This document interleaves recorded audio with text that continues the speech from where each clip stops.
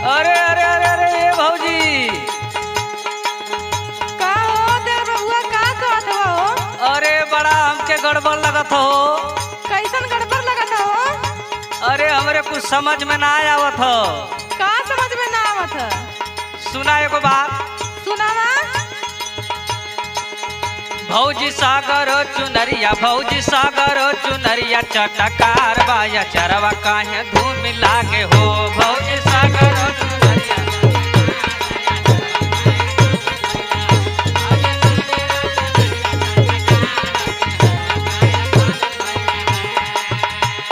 अच्छा ये बात है। हाँ हो हमके समझ में ना आवत हो। सुना सुना।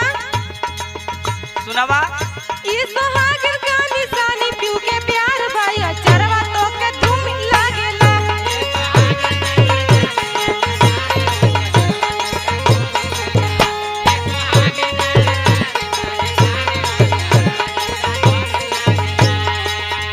सोहागिन का निशानी पीऊ का प्यार।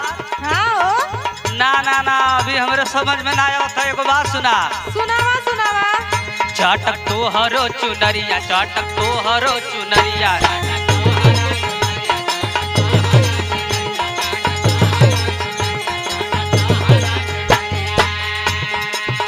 धूम लागेले अचरिया, धूम लागेले अचरिया।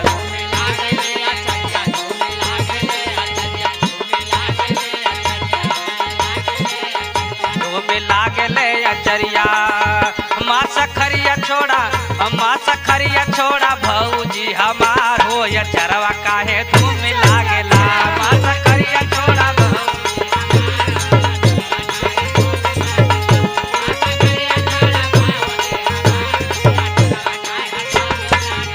ए देवर बबुआ। हाँ भौजी।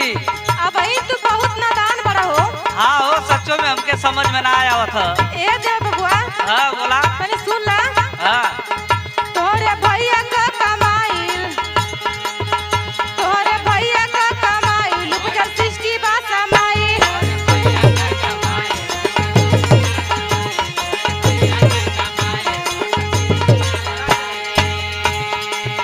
तोहरे भैया का कमाइल उपजल सृष्टि बा समाइल।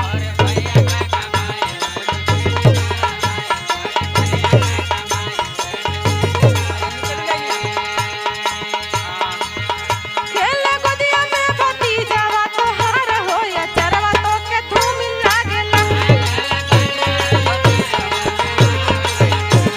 अच्छा ये बात यो। हाँ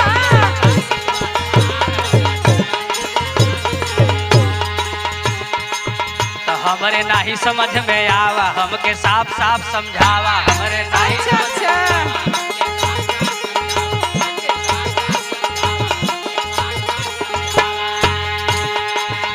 हमरे नाही समझ में आवा, हमके साफ साफ समझावा। नाही समझ में आवा।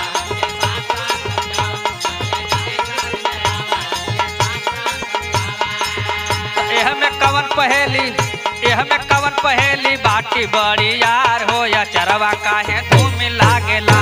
एह में कवन पहेली बाटी बड़ी यार हो या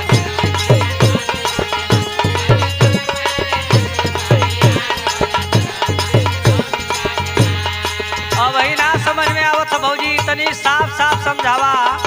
सुनो ये देव बबुआ। सुनावा। ला सुना। सुनावा।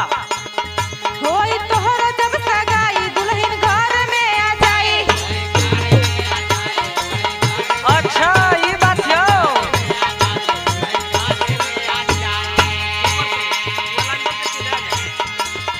होई तोहर